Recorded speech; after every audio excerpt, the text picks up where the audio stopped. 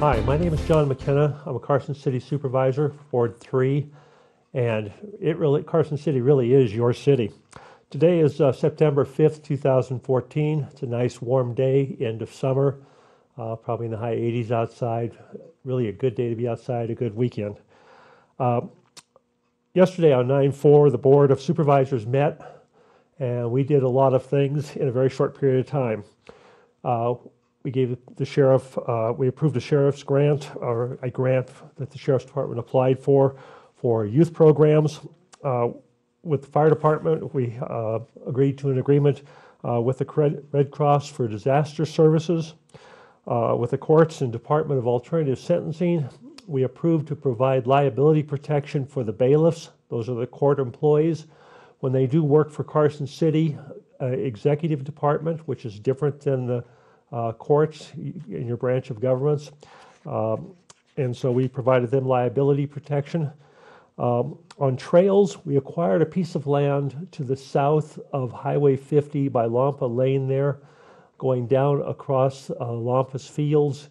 That land will allow us to finish our trail that goes from 50 down to 5th Street.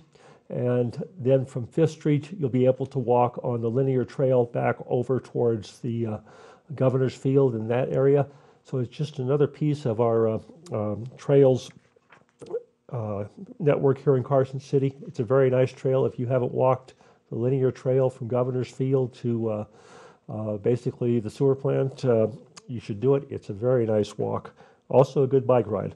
On bonds, we refinanced some water and Virginia and Truckee Railroad bonds to save money. We got a lower interest rate. And that was yesterday's board meeting.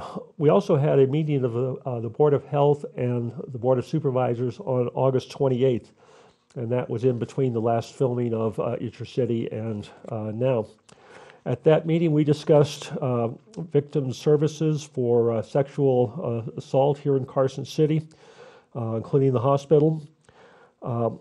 We discussed joint health operations with Douglas County, more of a regional approach to health.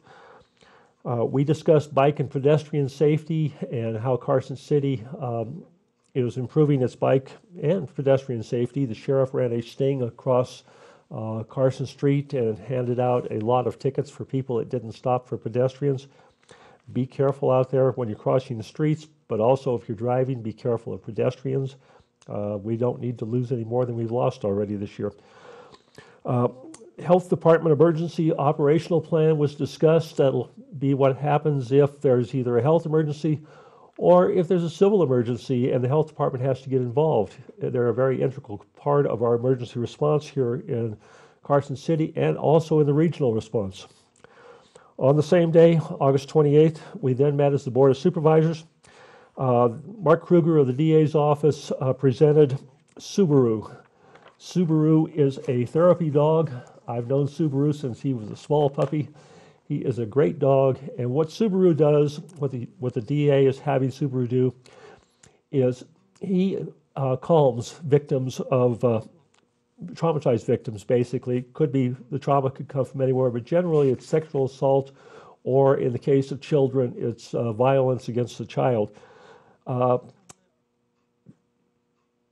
Very hard for some of these victims to deal with retelling their story or facing their accuser in court. Subaru is sufficiently licensed so that the DA can take Subaru into court with the victim and have Subaru sit there next to the victim and calm the victim.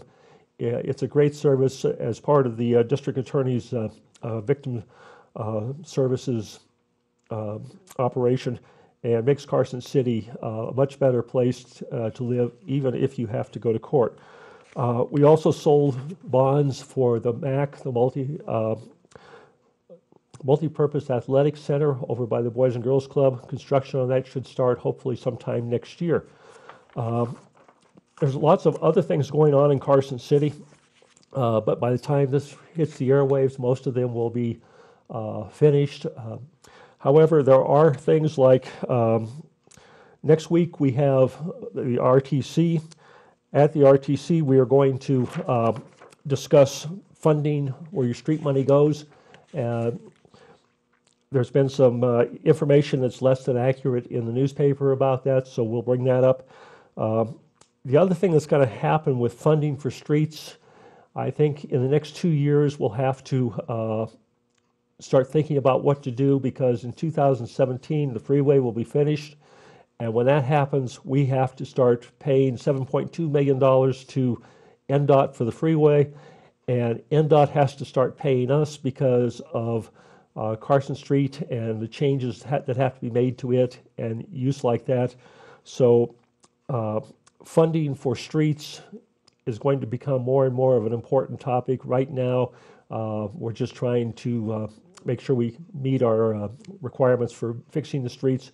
Streets are fixed in Carson City or maintained in Carson City on an 8-year cycle for residential and non-arterials, and arterials, which are the streets that everybody drives on every day, are maintained on an as-needed basis much more often because of the use. The downtown corridor on September 16th will have a meeting. There are plans out there that the city has drawn and they're being circulated. Basically, there will be some bump outs for parking on Carson Street. There'll be 2 lanes. The center divider has to go because the reason Carson Street needs to be changed is because the pipes under Carson Street are, in my estimation, 64 years old. And I would hate for a 64-year-old water pipe to break on the middle of a winter day and spend millions on that and have to close that street. So that's going to happen over the next few years. Carson Street will be torn up for repairs to the utilities, underground utilities, and then after that, we'll see how it's fixed. There's also a discussion about a 3rd Street Plaza between Curry and Carson Street, closing that and making it into a pedestrian plaza. The other thing that's happened is yesterday, Tesla has announced they're going to come to Nevada next Wednesday. I understand the legislature will be in special session to approve a package of incentives. If this all comes together, which I hope it does, it will be a boon to Nevada in general, Story County and Washoe County in particular. Carson City will get lots of benefit from it, I hope.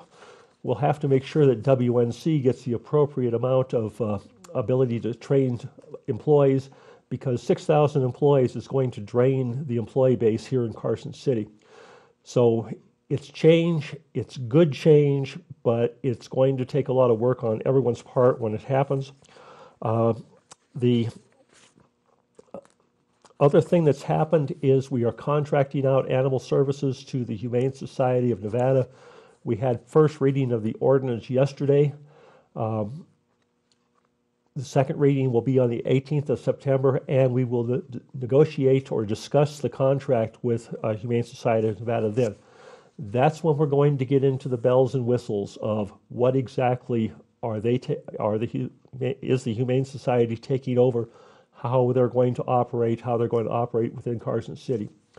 I am looking forward to this discussion, and I think we can hammer out, with citizen involvement, hammer out something that makes Carson City a place that everyone in the country looks to as to how to handle your animal services with a nonprofit such as the Humane Society of Nevada. The other thing is, and I don't think you can probably see this, is League of Women Voters is going to have candidate interviews and ballot issues over a period of time. On September 22nd at 6 p.m.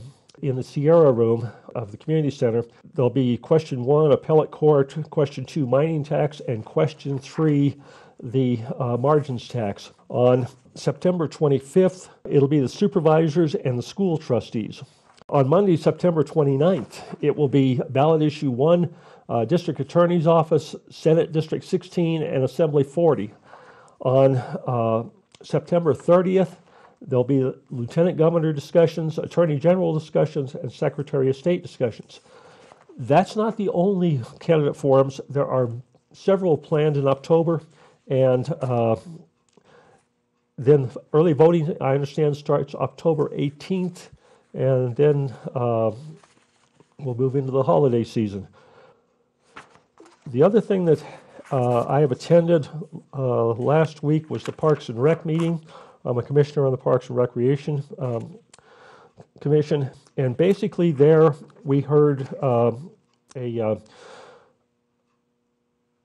discussion of the open space draft management plan. Open space has this draft management plan, which is 43 pages long, with pictures and how they're going to operate the the east side of town, what's going to be allowed, that sort of thing. There are lots of conservation easements and special rules for some of that stuff, some of that property.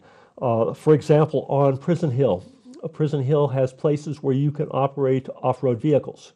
There are other places on Prison Hill where you cannot have organized recreation.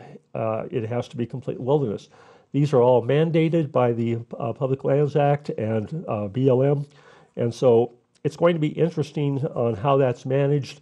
The draft plan paper costs the city $100, but you can get it off the internet, or you can get a CD from Parks and Rec and look at the plan.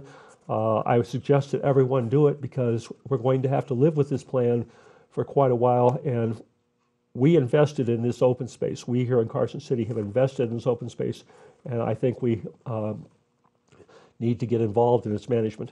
The other thing Parks and Rec did was approve the 90% complete draft of what the MAC's going to look like, and the MAC is once again the Multi-Purpose Athletic Center. So it should come to 100% complete visioning or architectural drawings and costing sometime in the middle of October, and then construction starting early next year. So that's moving forward. The other thing that I think is very important for the people of Carson City to understand is the comments of the owner of Tesla Motors. He stated actually, that Nevada was very flexible and it's a wonderful place to do business. I think we have great opportunity with our incubator, the Adams Foundation incubator, other things like Western Nevada College, with the school system, with the charter schools. With education, I think we can create jobs here that are jobs of the future. With our fiber optic ability here, I think people that live here can compete any place in the world. And I think that's the way of the future. And I think the economy has turned around enough where we can start thinking about the future and make Carson City a much better place to live, work, have children, and grow old. Thank you, John McKenna, Supervisor, Ward 3.